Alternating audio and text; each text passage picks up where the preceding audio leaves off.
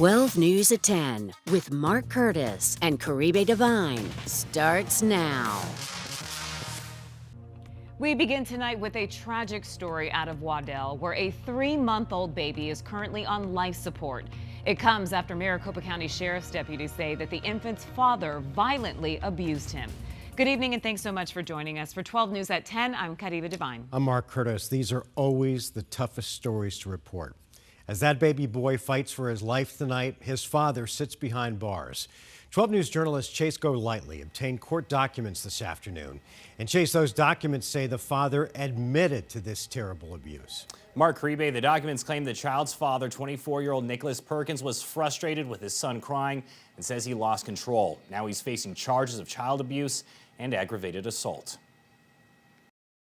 A 3-month-old fighting for their life. According to court documents obtained by 12 News, 24-year-old Nicholas Perkins, the baby's father, violently shook his infant son at his home in Waddell, fracturing the baby's skull, leg, and caused internal decapitation. He suffered catastrophic injuries, and at this time it's unknown whether he will survive. The court documents claim on Sunday morning, paramedics arrived to see the baby unresponsive, rushing him to Phoenix Children's Hospital. Witnesses in the house, including the child's mother and grandfather, telling Maricopa County Sheriff's deputies Perkins walked upstairs with the baby, then just moments later he rushed down and called for the baby's grandpa. When investigators interviewed Perkins, he reportedly denied the abuse, saying while going up the stairs with his son, he tripped and the baby hit his neck on the step. When detectives kept asking, Perkins allegedly admitted to shaking the infant. He also even demonstrated to law enforcement how he violently shook the child. Detectives say they also learned from doctors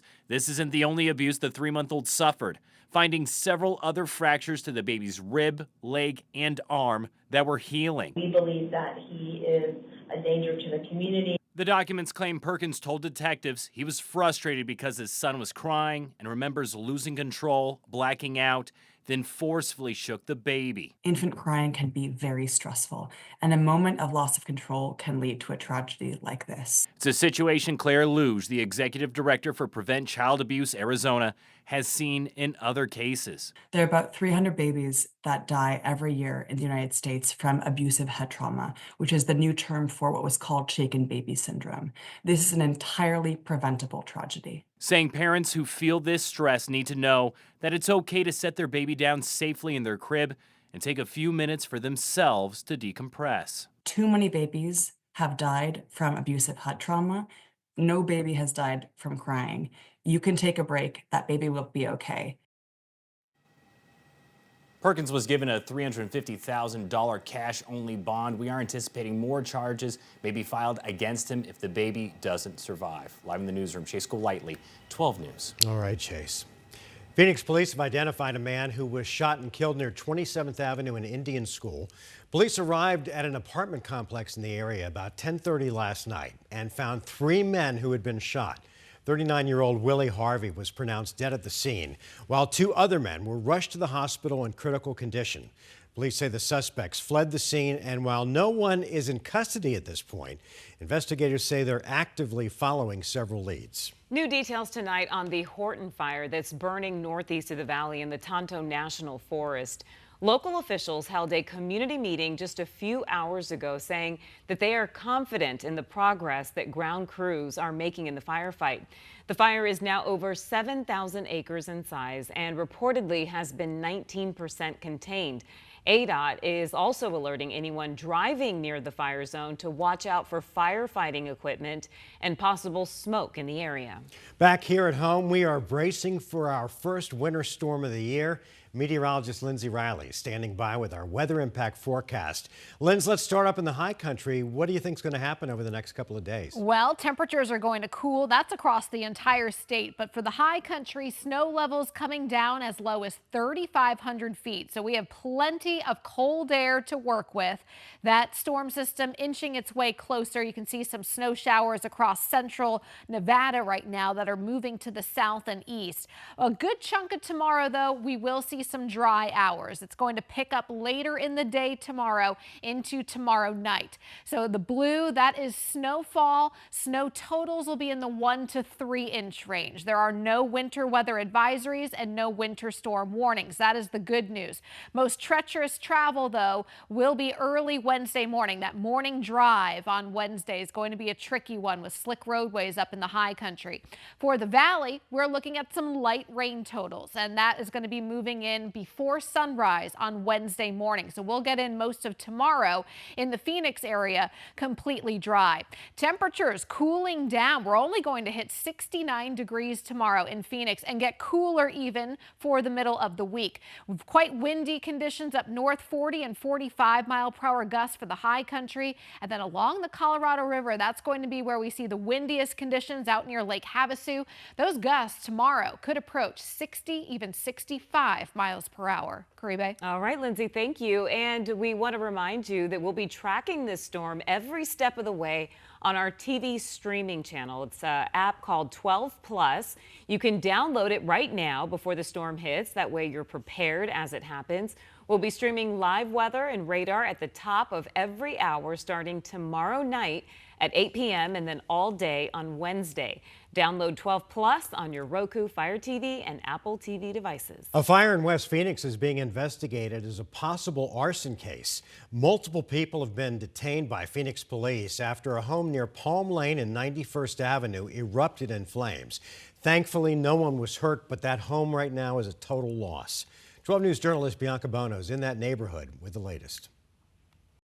Well, another fire happened at this same home less than 2 weeks ago, and the people who live here were displaced due to the damage. But still, neighbors tell us they saw multiple people running from this home when the fire broke out. We had to start spraying the house down on the roof with water. A chaotic afternoon for Christopher Many, concerned his home was at risk when a neighbor's house erupted in flames. Right here, it was pretty bad. The fire was coming over our fence. Amid the chaos, he saw something suspicious. 2 of them ran out the gate and another one ran out the front door. Multiple people running out of the home as smoke started pouring out and the roof collapsed. Diana lives across the street and saw the same thing. I came running out here and called 911, got the fire department, and then started videotaping the fire, and then seen 3 people coming running out of the house. For most of this neighborhood, it felt like deja vu. Before I even come down the street, I saw smoke coming up, and I, for an instant,